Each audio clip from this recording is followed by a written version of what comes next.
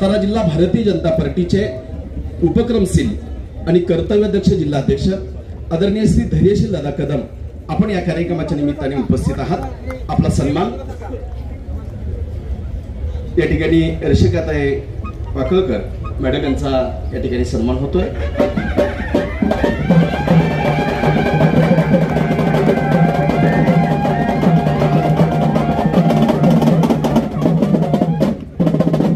आदरणीय श्री धैर्यशील दादा कदम जिल्हाध्यक्ष शुभकामनांसह आपला सर्व आपला या ठिकाणी सत्कार होतोय। सत्काराचा स्वीकार करावा।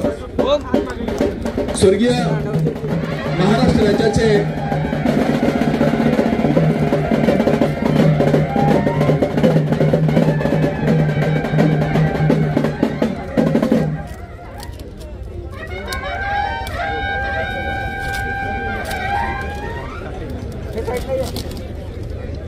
या ठिकाणी आदरणीय आपल्या सर्वांचे लाडके नेते श्रीमंत छत्रपती उदयनराजे भोसले महाराज साहेबांच्या हस्ते यांच्या शुभ हस्ते आदरणीय पंकजाताई यांचा खास सातारच्या राजघराण्याच्या स्टाईलनं या ठिकाणी सत्कार होतोय। छत्रपती शिवाजी महाराजांची प्रतिमा निश्चयाचा महामेरू बहुत जनांचा आधार अखंड स्थितीचा निर्धार होईल। बोला छत्रपती शिवाजी महाराज की।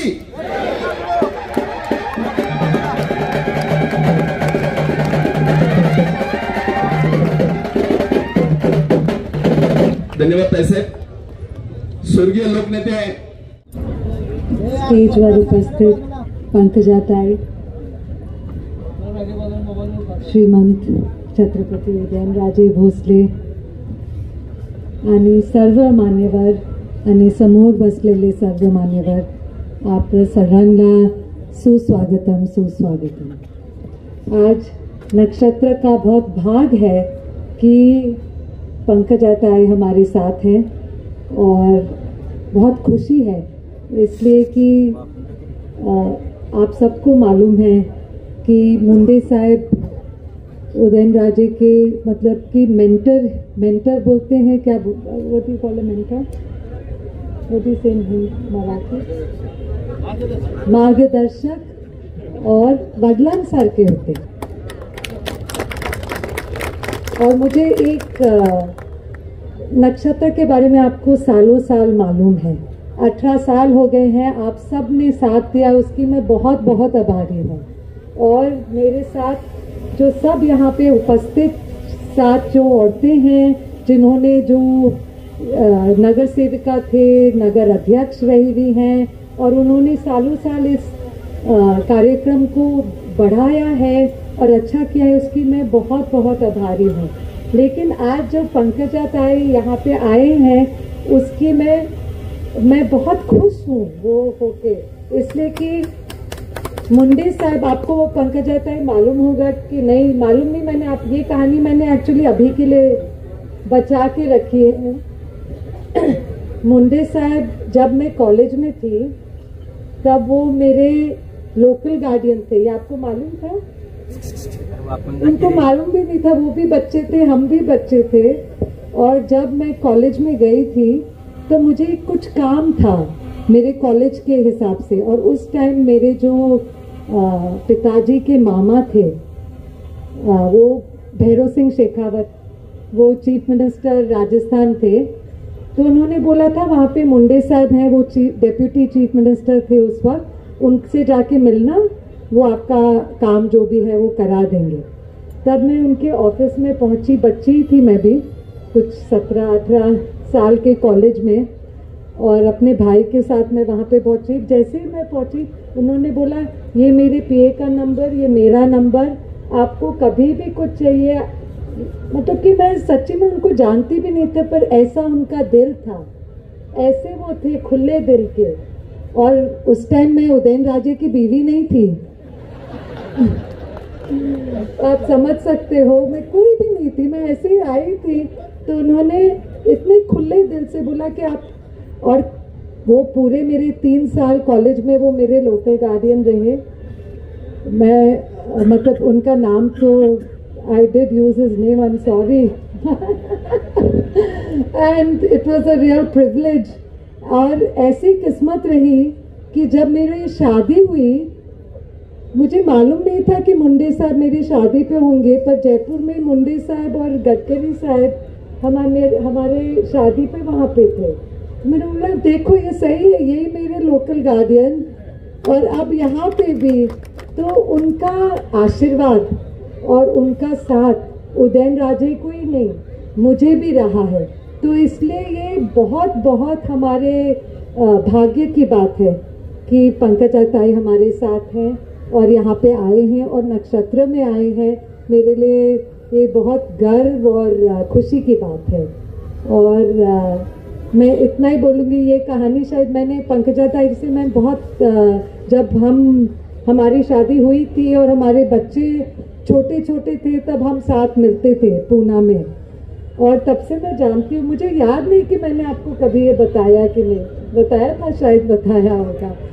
और उन्होंने आप सबको, और एक और कहानी है कि जब मेरी शादी हुई थी और मैंने किसी को कभी उदयन राजे के बारे में कंप्लेन नहीं किया है, लेकिन मुंडे साहब के साथ मैंने कंप्लेन करी है उदयन राजे की। मैं वो कुछ बोलते, हाँ ऐसे उन्होंने कुछ बोला, मैंने बोला, मैंने भी फिर बैठ के उन्होंने पूरी सुनी भी इतने प्यार से। तो उनकी यादें और उनके लिए दिल में प्यार, मान, आदर बहुत ज़्यादा है। मैं बहुत खुश हूँ, आभारी हूँ कि आप आए और नक्षत्र को बढ़ावा दिया, और यही बोल के मैं रुकूंगी। Thank you. नमस्कार। नक्षत्र महोत्सव याचं 18वं वर्ष आहे, त्यामुळं असं म्हणायला हरकत नाही की सज्ञान झालेला आहे नक्षत्र महोत्सव। तर या नक्षत्र महोत्सवाच्या निमित्ताने मी इथे आलेली आहे आणि इथे येण्याची आज्ञा मला ज्यांनी दिली ते आदरणीय छत्रपती उदयनराजे भोसले, आणि त्यांनी आज्ञा दिली असं म्हटलं तर ते योग्यच आहे, कारण त्यांनी मला फक्त सांगितलं या तारखेला या वेळेला इतकं। तर मी म्हटलं ठीक आहे राजे, मी कुठेही असेल तरी मी तिथे पोहोचेन, आणि मी वेळेवर अगदी डॉट पोहोचले त्याला, कारण त्यांची आज्ञा मला कधीच मोडवत नाही। मंचावर विराजमान आदरणीय दमयंती राजे भोसले राणीसाहेब, मला त्यांना राणीसाहेब म्हणायला खूप कौतुक वाटतं, आणि त्यांनी खरंच राणीसारखं काम केलेलं आहे। नक्षत्र नावाच्या या छोट्याशा बीजारोपण ज्याचं झालं त्याला 18 वर्षाचा सज्ञान बालक करण्याचं काम त्यांनी केलेलं आहे, आणि इतकं सुंदर निस्पृह आणि निर्मळ मनाने त्या भाषण करत होत्या। त्यांची भाषा आता त्या तिकडच्या आहेत, राजस्थानच्या आहेत, त्यामुळे ती शैलीमध्ये त्यांनी आपल्याशी बोलल्या, इतकं सुंदर त्या बोलल्या, त्याचा मला खूप मनापासून आनंद वाटला। आमची फार जुनी मैत्री, आमची मुलं बरोबरची, आम्ही खूप भेटायचो पुण्यामध्ये असताना, पण बाबांच्या काळानंतर राजकारणाच्या धकाधकीत मी बरेच वर्षाचा संपर्क तुटला, पण आज जेव्हा आम्ही भेटलो तर असं वाटलंच नाही की 1 दशक मध्ये निघून गेलं। इतकं प्रेमाने आम्ही दोघी भेटलो, आणि दमयंती राजे इतकं सुंदर काम करतात हे पाहून मला खूप खूप आनंद झाला। मी ऐकलं होतं पण आज प्रत्यक्षात पाहिलं। मंचावर उपस्थित जिल्हाध्यक्ष आमच्या साताऱ्याचे धैर्यशीलजी कदम, प्रदेशचे कार्यकारिणीचे सदस्य भारत नाना पाटील, सुनीलजी काटकर, मनोजजी घोरपडे, सदाशिव खाडे, श्रावण जंगम, नक्षत्र ग्रुपच्या सर्व महिला, छान गुलाबी रंगामध्ये नटलेल्या सगळ्या जणी इथे उपस्थित, नक्षत्र ग्रुपच्या ज्या उपाध्यक्ष आहेत सुनीता घोडके, आणि आमची मैत्रीण ती पण बऱ्याच वर्षांनी भेटली रसिका वाकोडकर, आणि म्हाळगी आडनाव आहे माहेरचं, तर ते मी मुद्दाहून कौतुकाने सांगेन, सुजाता महाडिक उपनगराध्यक्ष, मंचावर विराजमान सर्व मान्यवर, आणि समोर या नक्षत्राचा भाग होण्यासाठी आलेले सर्वजण वडीलधारी मंडळी कमी आहेत पण युवा बांधव जास्त आहेत, आणि माता भगिनी फार मोठ्या संख्येने आहेत। ज्या 5 सन्माननीय महिलांचा आपण सत्कार केला त्यांना वेगवेगळ्या क्षेत्रात त्यांनी खूप यश मिळवलेलं आहे आणि खूप काम चांगलं केलंय, त्यांचे सुद्धा मी मनापासून अभिनंदन करते। आज या नक्षत्र महोत्सवाचं उद्घाटन झालं असं या निमित्ताने जाहीर करते, आणि खूप शुभेच्छा देते या महोत्सवाला, कारण हे जे महोत्सव आहे फार महत्त्वाचे आहेत। ग्रामीण भागातल्या महिलांना अर्थार्जन करण्याचं कुठलंही साधन नसतं, तेव्हा बचत गटाची चळवळ सुरू झाली, आणि बचत गटाच्या माध्यमातून गावामधल्या 10-5 महिला एकत्र येऊन आपली बचत ही कारणी लावत गेल्या, आणि ही कारणी लावलेली बचत सरकारी मदत असेल किंवा नक्षत्र सारख्या एखाद्या ग्रुपची मदत असेल, त्याच्या माध्यमातून त्यांनी जी केलेली मेहनत आहे, जे श्रम त्यांनी उचललेलं आहे, त्याला हे मंच या माध्यमातून मिळतं. मंत्री असताना महालक्ष्मी सरसच्या माध्यमातून फार मोठं आम्ही बचत गटाचं एक्झिबिशन ठेवायचो मुंबईमध्ये. स्वतः 8 दिवस जातीने मी त्याच्यामध्ये भाग घ्यायचे आणि देशभरातील कलागुणांना वाव देणारं असं हे बचत गटाचं संमेलन असतं. तर त्यामुळे मी त्याच पूर्ण फिरले. थोडी प्रतीक्षा करावी लागली, पण प्रत्येक दुकानासमोर फिरले, प्रत्येक दुकानाचा पदार्थ खाऊन पाहिला, प्रत्येक दुकानामध्ये मला कोणीतरी भेट दिली, कोणी दागिना दिला, कोणी काय त्यांनी केलेली हातातली वस्तू दिली, कोणी मसाले, पापड, हे सर्व जे आहे हे फार अत्यंत आपल्याला दिसायला सोपं दिसतं, पण यांना व्यासपीठ मिळालं पाहिजे, व्यापारपेठ मिळाली पाहिजे, ही अत्यंत महत्त्वाची गोष्ट आहे, ज्याला दमयंती राजेंनी खूप चांगल्या पद्धतीने हाताळलेलं आहे. त्यांनी आठवण सांगितली मुंडे साहेबांची आणि त्या म्हणाल्या, मी भरभरून मुंडे साहेबांविषयीच बोलले, तुझ्याविषयी बोललेच नाही. मी म्हटलं, बाबांविषयी बोलले हेच माझ्यासाठी किती मोठी गोष्ट आहे, कारण शेवटी आज ते नसताना त्यांच्या आठवणीच ह्या मला ऊर्जा देतात. आणि तेव्हा त्यांनी असं आठवण सांगितलं की मुंडे साहेब त्यांचे गार्डियन होते आणि राजेंशी लग्न झाल्यावर ते खऱ्या अर्थाने जणू त्यांचे गार्डियनच झाले. हे नातं राजेंचं आणि मुंडे साहेबांचं होतं. मला आठवते राजेंची पहिली भेट, त्यांना नसेल आठवत, ते पण एकदम लहान होते आणि अगदी वयाने लहान होते, बारीकशे, आणि ते आमच्या घरी आले होते आणि मग सगळ्या गावात छत्रपती आले अशी चर्चा होती. आणि तेव्हा पहिल्यांदा राजकारणात ते पदार्पण त्यांचं झालं आणि ते आमच्या घरी आले. अत्यंत लहान त्यांचं वय होतं. तेव्हापासून मुंडे साहेबांनी त्यांच्यावर खूप प्रेम केलं आणि त्याहून जास्त प्रेम राजेंनी आज मुंडे साहेबांना जो 10 वर्ष झाले तरी करतात. पत्रकारांनी ना खूप गोड गोष्ट केली. आज मला तिकडे गाठलं आणि माईक समोर ठेवला, बूम समोर ठेवला. मी म्हटलं, बापरे, बूम आला म्हणजे आता काहीतरी वेगळं आहे. पण त्यांनी इतका गोड प्रश्न विचारला. माझ्या राजकीय जीवनाच्या 20 वर्षात मला कोणी तसा गोड प्रश्न विचारला नाही. पत्रकारांनी प्रश्न विचारला, ताई आता इकडे येऊन कसं वाटतंय तुम्हाला, माहेरी आलात, किती छान बोललात तुम्ही, खरंच मला माहेरी आल्यासारखं वाटतंय.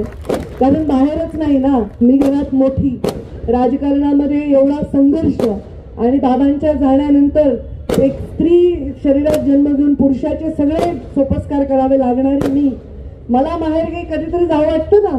मलाही वाटतं की कोणीतरी कोणावर तरी आपली जबाबदारी टाकावी, आपण कुणावर तरी अवलंबून असावं. तर छत्रपती उदयनराजेंना बघितल्यावर मला नेहमी असं वाटतं की असा एक व्यक्ती आहे ज्यांच्यावर मी अवलंबून राहू शकते.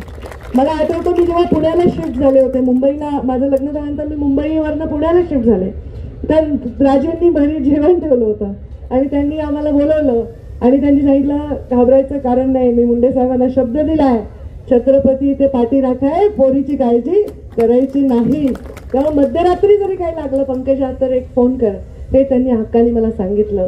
खूप हे महत्वाचं असतं. कधी माणूस ते व्यक्त करतं, कधी त्याचा फायदा घेतं असं नाही, पण कोणी म्हणणं की मी आहे हे खूप महत्वाचं असतं. आणि ते राजेंकडे बघून मला नेहमी वाटतं, म्हणून त्यांचा शब्द मी टाळला नाही.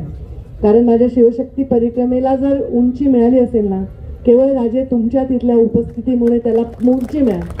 पहिला दिवसच तुम्ही एवढा उंचावर नेऊन ठेवलात की नंतर ती यात्रा फार मोठ्या प्रमाणात गेली. मुंडे साहेबांच्या स्मारकाच्या दिवशी सुद्धा राजे उपस्थित होते आणि जेव्हा ते मंचावर उभे राहिले भाषणाला, ते इतके गहिवरले की 2 मिनिटं स्तब्ध, पूर्ण 1 लाख लोक समोर असतील, शांतता पूर्ण होती. राजेंबरोबर अख्खा सभागृह, अख्खी पब्लिक तेव्हा गहिवरली. काय हे प्रेम आहे, नाते काय आहेत. आता जातीपातीच्या जीवावर राजकारण करणाऱ्यांनी आणि आता जातीपाती भिंती बांधून त्याची स्वतःची सोय करणाऱ्यांनी बघावं एका छत्रपतीचं राजासारखं मन, ज्यांनी आमच्यासारख्यांना इतकं प्रेम दिलं, माझ्यासारख्या मुलीला बहीण मानलं. हे काय कारण आहे पंकजा मुंडे आणि छत्रपती उदयनराजे भोसले बहीण भाऊ असण्याचं? हेच राजांना अपेक्षित आहे, त्या छत्रपतींना हेच अपेक्षित आहे, हेच अपेक्षित आहे. आमचे छत्रपती शिवराया असे सांगायचे, उभ्या पिकातून कधीही घोड्यानी दौडलं नाही पाहिजे, कारण शेतकऱ्याचं नुकसान होईल. कितीही लूट आली, कितीही विजय मिळाला तरी आपल्या विरोधी गटातल्या सैन्यातल्या महिलेला सुद्धा सन्मानजनक वागणूक देऊन परत पाठवण्याचं काम त्या छत्रपती शिवरायांनी केलं. का आपण छत्रपती शिवरायांसारखं राज्य स्थापन व्हावं म्हणतो? कारण त्या राज्यामध्ये सर्व रंग एक होतात, त्या राज्यामध्ये सर्व जाती एक होतात, सगळ्यांची मोठ बांधून स्वराज्य स्थापन होतं. स्वराज्य नव्हे तर सुराज्य स्थापन होतं. त्या विचारांवर आपण सगळे चालत राहू, पुढचे शतक चालत राहू असं मला वाटतं. मला इथे बोलून माझा सन्मान आपण वाढवलात राजे. मी खूप खूप आपली आभारी आहे. आणि माझ्या राणी साहेबांनी पण खूप सन्मान वाढवला. मला त्यांना राणी साहेब म्हणायला खूप आवडतंय आणि त्यांनी खूप सन्मान वाढवला, भरभरून बोलले. आज राजकारणामध्ये काम करत असताना राजेंनी एक इमेज बनवलेली आहे. सच्चा माणूस जे आहे ते आहे. त्यांनी काही केलं ते स्टाईल आहे. ते जेव्हा परळीला आले म्हणलं राजे एकदा कॉलर उडवून दाखवा. ठीक असं मी तर त्यांना म्हणतो दबंग आहे आमचे राजे, दबंग एकदम मनाचा मोकळा, सच्चा, ढाकळा आणि राजा माणूस असे आमचे राजे. आणि त्यामुळे असा राजा भाऊ असल्यावर मला काय काळजी आहे, मला कशाची चिंता आहे, मला कशाची चिंता नाही. नाते संबंध प्रेम हे राजकारणाच्या पलीकडे आहे, त्याहीपेक्षा महत्वाचं आहे. हे माझ्या बाबांनी मला शिकवलेलं आहे. आणि म्हणून आज त्यांच्या या कार्यक्रमाला येताना मला एक वेगळीच हुरहुर होती, वेगळीच आनंद होता. आणि दोघांच्या मध्ये बसले मी. बघा तुम्ही सांगितलं मला दमयंती राजे म्हणत होते, मला असं वाटतं माझी नणंदच आहे तुम्हाला बघितल्यावर. तर मी दोघांच्या मध्ये हक्काने बसले. म्हटलं मी नणंद आहे तर दोघांच्या मध्ये बसून लाड करून घेतो दोघांचे. तर दोघांच्याही मध्ये बसून मी कौतुक करून घेतलं. आज खूप बरं वाटलं, खरंच माहेर आल्यासारखं वाटलं. ज्याचं माहेर छत्रपतींचं घर आहे त्याला कशाची चिंता आहे. मला वाटतं हे ऋणानुबंध असेच राहावे आणि असंच आपण वर्षानुवर्ष पिढ्यानपिढ्या एकमेकांच्या विषयी असे प्रेमाचे भाव ठेवावे. हेच माझ्यासाठी फार मोठी गोष्ट आहे. नक्षत्राचं हे कौतुक असंच चालू द्यावं. नक्षत्र 18 वर्षाचा, 21 वर्षाचा, 36 वर्षाचा, 40 वर्षाचं व्हावं आणि त्यावेळी सुद्धा मी तुमच्याबरोबर सामील व्हावं असंच या निमित्ताने मी माझी इच्छा व्यक्त करते. बचत गटाच्या चळवळीचं भाषण मी काही वेगळं करत बसणार नाही इकडे. मी ऑलरेडी ते मंत्रीपद सांभाळलेलं आहे. प्रधानमंत्री नरेंद्र मोदी स्वतः आमच्याकडे संभाजीनगरला आले होते. 4.5 लाख महिला तिथे आल्या होत्या त्या कार्यक्रमाला. आमच्या बचत गटाच्या महिलांना मी अमेरिकेला पण घेऊन गेले, त्यांचे प्रोडक्ट्स अमेरिकेपर्यंत विकायला घेऊन गेले. नंतर ते चळवळीचं थोडंसं मागे पडली ती चळवळ, राजकीय अस्थिरतेमुळे असेल, आणखी काही कारणामुळे असेल. पण बचत गटाची चळवळ फार महत्वाची आहे. ज्या दिवशी स्त्री घराच्या आर्थिक कणा बनते त्यावेळी समाज सुधारतो असा विचारांची मी आहे. आणि त्यामुळे स्त्रीला आर्थिक सक्षम बनवणं आणि स्वतंत्र बनवणं ही काळाची गरज आहे. आणि त्याच्यामुळे या बचत गटाच्या चळवळीला प्रचंड यश मिळो अशीच मी प्रार्थना करते, शुभेच्छा देते आणि माझ्या वाणीला विराम देते. धन्यवाद. जय हिंद, जय महाराष्ट्र. सर्वप्रथम या ठिकाणी मी व्यक्तिशः माझ्या वतीने आणि व्यासपीठावरती उपस्थित सर्व मान्यवरांच्या वतीने आणि लोकशाहीतल्या आपणासारखे सर्व राजांच्या वतीने छत्रपती शिवाजी महाराजांना आणि मुंडे साहेबांना विनम्र अभिवादन करतो. आज त्या ठिकाणी माझ्या बहीण पंकजाताई या ठिकाणी आल्या. खऱ्या अर्थाने केवळ सातारा तुमचं माहेर नाही, एक लक्षात घ्या, मुंडे साहेबांनी अनेक लोकांवरती एवढं प्रेम केलंय की संपूर्ण महाराष्ट्र तुमचं माहेर आहे. या कार्यक्रमाच्या नक्षत्राच्या अध्यक्षा यांनी नुकतंच सांगितलं की त्यावेळेस लग्न झालं नव्हतं आणि हे ते काय त्या बोलल्या काय जे माहीत नाही. अशा दमयंती राजे त्यांच्या आणि पंकजा यांच्या मैत्रीण आणि रुद्रा फाउंडेशनच्या सर्व रसिकाताई वाकलकर, माझे मित्र धैर्यशील दादा, भरत नाना, सुनील काटकर, मनोज दादा, सदाशिव खाडेसर, धाने बापू, रंजना रावत, चित्रलेखा ताईसाहेब, सुवर्णाताई पाटील, शंकरराव काका किर्दत,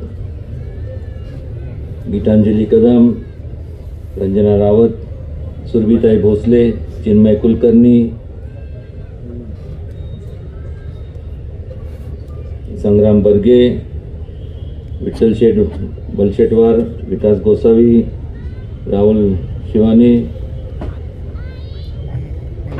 कविताताई, शिवानी कल्लस्कर, त्याचबरोबर संपूर्ण नक्षत्राच्या गेल्या 18 वर्षापासून सातत्याने त्यांच्या उराशी एक विचार घेऊन की गृहलक्ष्मीला कधीतरी ती उद्योग लक्ष्मी बनली पाहिजे, ह्या भावनेने प्रेरित होऊन दमिंजीराजेंना त्यासोबत स्मिता घोडके असतील, सुजाता राजे माडिक, स्नेहल राजे शिर्के, मायाताई पवार, आशाताई जाधव, धनश्रीताई माडिक, कल्पनाताई चतुर, सुनीता परांदे, अरुणाताई, अलका शेट्टी, सीमाताई किर्दत, संतोष कनसे, प्रवीण दसके आणि उपस्थित या कार्यक्रमासाठी सर्व आपण ज्येष्ठ श्रेष्ठ वडीलधारी सर्व व्यक्ती, सर्व माता भगिनी आणि माझ्या तरुण मित्रांनो,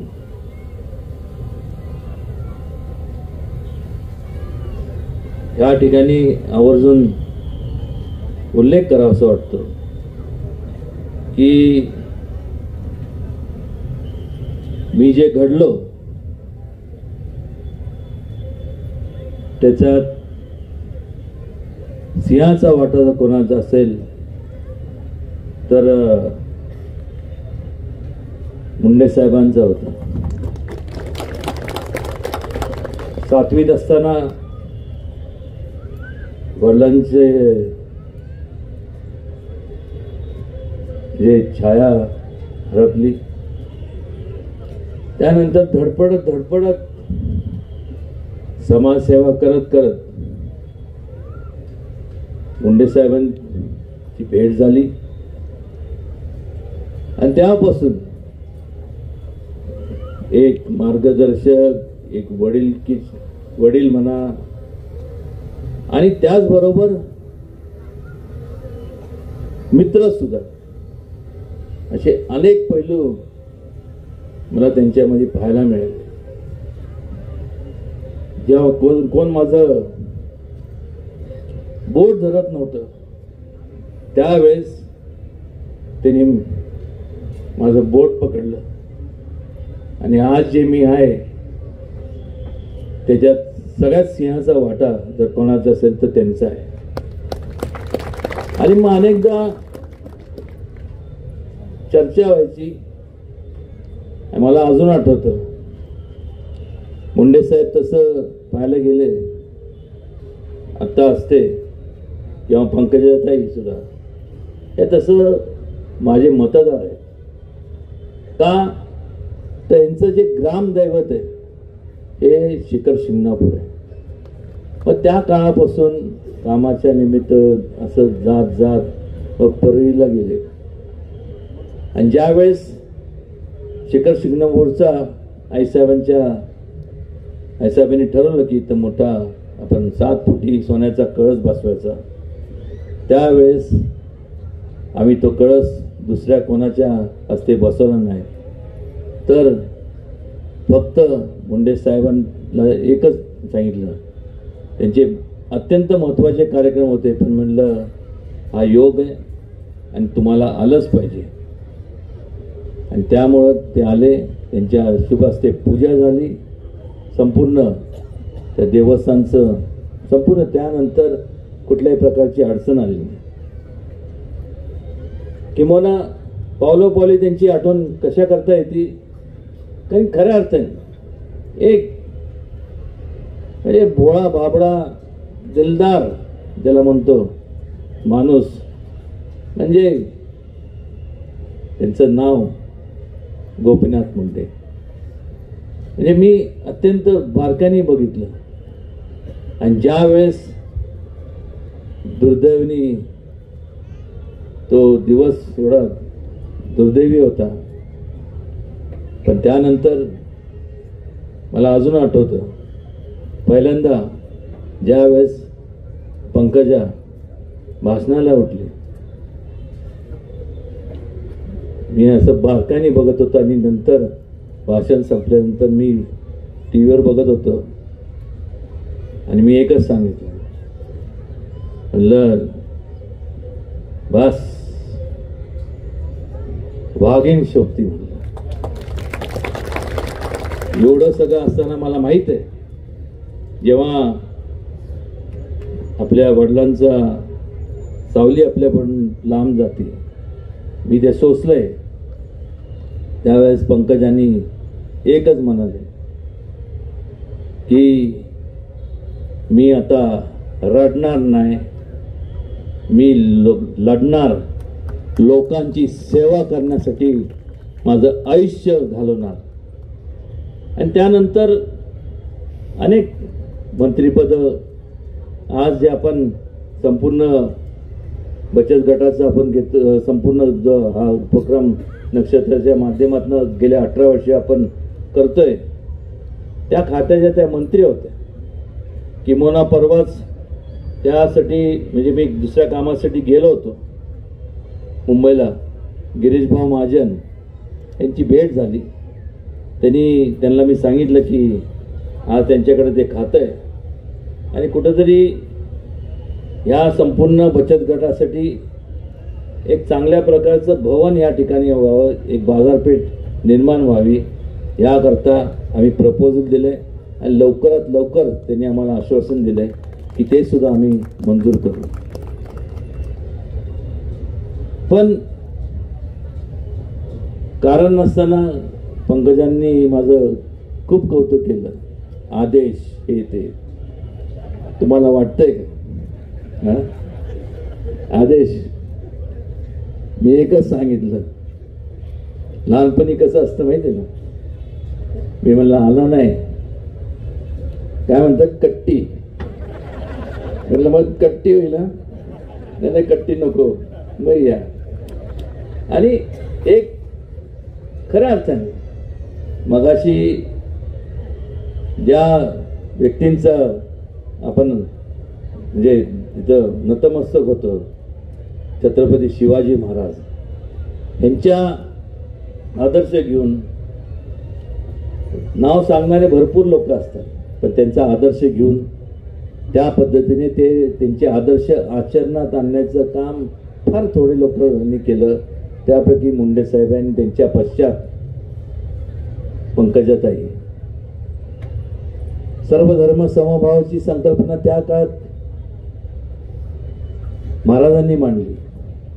लोकांचा सहभाग राज्यकारभारात व्हावा ही लोकशाहीची संकल्पना त्यावेळेस छत्रपती शिवाजी महाराजांनी एक त्यावेळेस ती मांडली, आचरणात आणली. आणि आज तसं पाहायला गेलं तर लोकशाहीचं खरं तो ढाचा आहे तो छत्रपती शिवाजी महाराजांनी केला. त्या ठिकाणी फार बोलणार नाही, पण एवढंच सांगतो की फार थोडे लोक असे असतात जे त्यांच्याकडनं काय घेण्यासारखं असतं. मगाशी पंकजा म्हणाल्या की जातीचं मतभेद आणि हे ते सगळं राजकारण चालू आहे. आपण सगळ्यांनी विचार केला पाहिजे की कुठंतरी जात पात ही अलीकडच्या काळामध्ये लोक वैयक्तिक स्वार्थासाठी त्याचा वापर करत आहात. त्याच्यापासून लांब राहिलं पाहिजे आणि एक बंधुत्वाच्या भावनेने आपण राहिलो तरच हा देश प्रगतीच्या मार्गाने जाईल. अन्यथा अधोगतीशिवाय दुसरा कुठला मार्ग शिल्लक राहत नाही. फार बोलणार नाही, बोलण्यासारखं भरपूर आहे, पण मनापासून आनंद वाटला आज पंकजाताई या ठिकाणी आल्या आणि खूप बरं वाटतं. त्या बोलायला लागल्या की एवढी मुंडे साहेबांची आठवण येते, असं वाटतं की त्यांनी बोलतच राहावं. त्यांना सुद्धा भरपूर ठिकाणी संपूर्ण अनेकदा त्यांच्या मुंडे साहेबांच्या पश्चात खूप त्रासाला सामोरे जावं लागलं. तर मी त्यांना एकच सांगितलं, तुम्ही कुठलीही काळजी करू नका, मी आहे. तुमच्यापर्यंत पोचायच्या अगोदर माझ्याशी त्यांना सामोरे जावं लागणार. आणि एक प्रकारचं हे जे नातं आहे हे अतुटाचं नातं आहे. आणि असंच केवळ जसं आमचं नातं आहे तसं प्रत्येकाचं एक माणुसकीचं नातं आपण सगळ्यांनी जपणं ही काळाची गरज आहे. नाही तर मला सांगा ना, कधी श्वास आपला बंद होईल सांगू शकत नाही. कोणी सांगू शकत नाही की आपण किती जगणार आहोत. पण जोपर्यंत आपण जगतोय तोपर्यंत एक बंधू प्रेमाच्या भावनेने आपण जगलो तरच त्याला हे जीवन सार्थक होतं असं आपल्याला म्हणता येईल. आणि पुन्हा एकदा आज त्या राष्ट्रीय महासचिव आहेत, लवकरात लवकर त्यांना मोठ्या हुद्द्यावरती ते जाव्यात याचं मनापासून त्यांना माझी नाही तर अनेक म्हणजे संपूर्ण महाराष्ट्रातील लोकांची इच्छा आहे की कुठेतरी सायरन आणि हे ते असावं, म्हणजे चकट 2 मध्ये मायासारख्यांना रुबाबात बसता येईल. तो माझा स्वार्थ झाला. पहिला त्यांना मिळू दे आणि ते मिळणारच. आणि मग त्यांच्या वाटणीला जर गाडी द्यायची का नाही ते मी ठरवू. पदावरती बसा, गाडी आपल्या ताब्यात पाहिजे.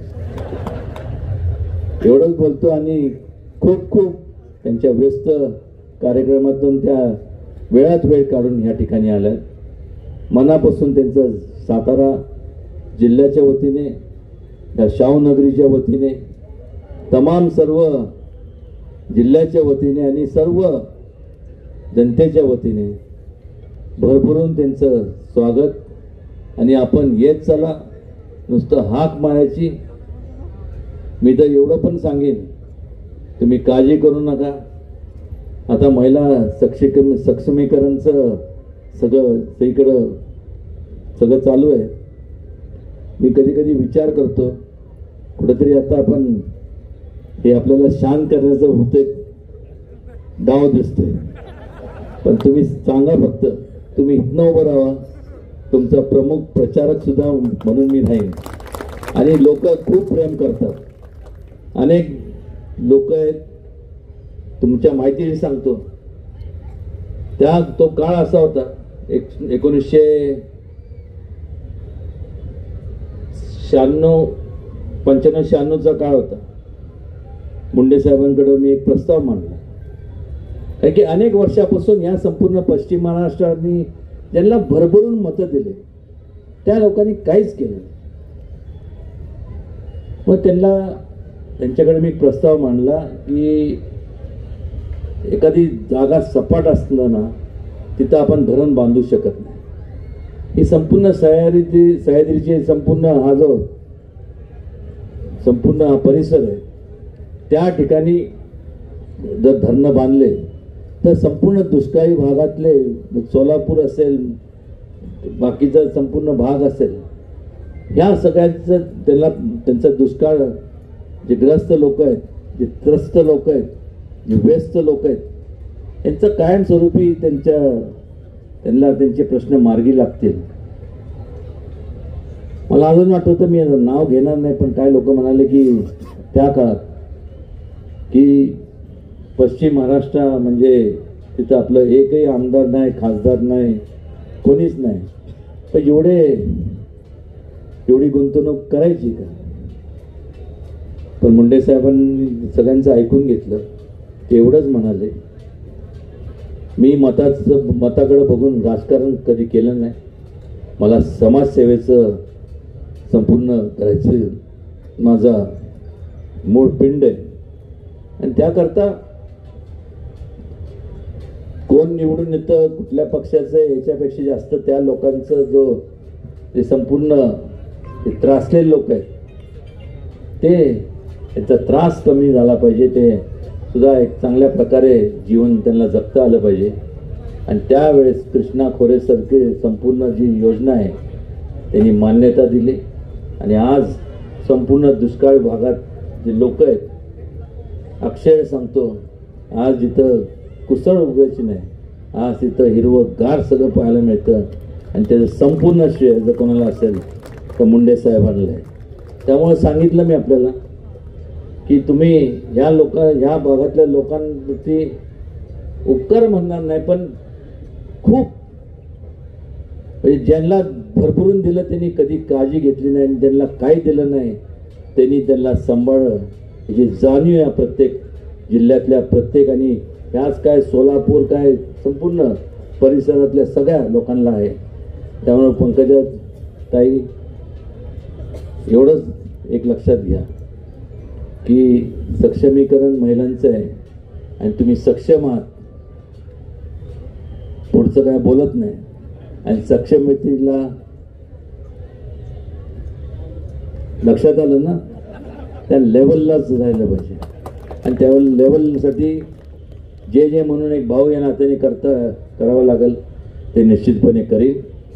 त्यांच्या संपूर्ण सामाजिक कार्यकर्ता, त्यांच्या संपूर्ण सामाजिक कार्याच्या माध्यमातून राजकीय कारकिर्दीसाठी करता मनापासून सगळ्यांच्या वतीने आपल्याला भरभरून शुभेच्छा देतो.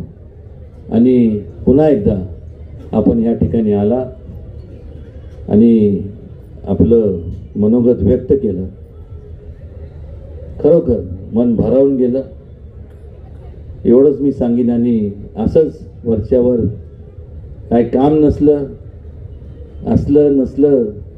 तरी फक्त आपण म्हणतो ना की कुठेतरी फिरायला जाऊ, फिरण्यासारखे ठिकाणं भरपूर आहेत तिथं, असंच फिरत येत जावा इकडं. मी तर म्हणतो की ते जलमंदिर आहे ते तुमचंच आहे, तुम्ही तिथंच येऊन मुक्काम करा बस. म्हणजे मी मोकळा झालो, माझ्यावरती जबाबदारी मिटली. तुम्ही ती जबाबदारी पेलवा.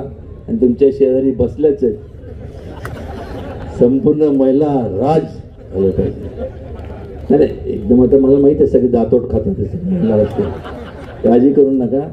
एक सांगतो, कुठलंही तुम्ही रिसर्च आणि सायन्स आणि याच्या टेक्नॉलॉजीचं डिपार्टमेंट बघितलं तर सायंटिफिकली याच्यातनं एक म्हणजे रिसर्चनी जिथं हे रिसर्च होती त्या ठिकाणी महिलांचं कॉन्सन्ट्रेशन, त्यांचं सातत्य आणि त्यांचं संपूर्ण योगदान हे पुरुषांपेक्षा जास्त आहे, हे प्रूव्ह झालेली गोष्ट आहे.